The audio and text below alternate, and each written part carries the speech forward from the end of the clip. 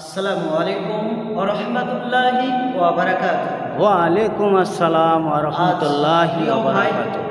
আমরা সকলেই জানি পবিত্র মাহে মুহররমুল হারাম মাস চলতেছে, আর এই মাসে আল্লাহ রসুল সাল্লাল্লাহু আলাইহি সাল্লাম অনেক ফজিলত বয়ান করেছেন। হাদিস শরীফের মধ্যে এসেছে, আল্লাহ রসুল সাল্লাল্লাহু আলাইহি ওয়াসাল্লাম ইরশাদ করেছেন যে পবিত্র মাহে রমজান মাসের পরে পরে আল্লাহ এই আশুরার দিনের রোজা আল্লাহর কাছে বেশি প্রিয় হয়েছে। আসুন সেই দিনটাকে আমরা জানব যে সেই আশুরার দিনে আমরা যদি রোজা রাখতে পারি তাহলে আমরা কতই নেকির অধিকারী হব, আল্লাহ তাআলা আমাদেরকে কতটা নেকি দান করবেন।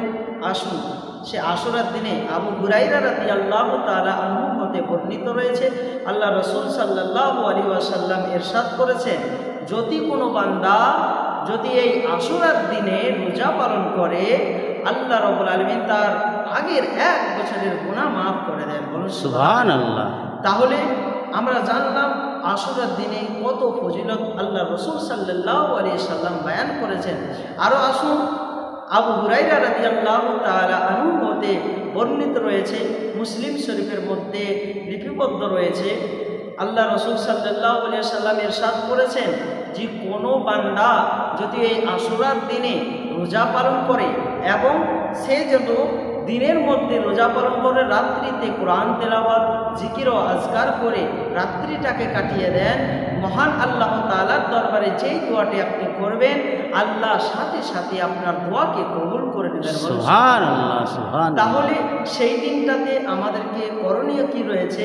আমরা দিনের মধ্যে রোজা পালন করব এবং রাত্রিতে জাগরণ করে আমরা তাসবিহ তাহলিল করব, ইবাদতে মগ্ন থাকব। আমরা আরও কি করব?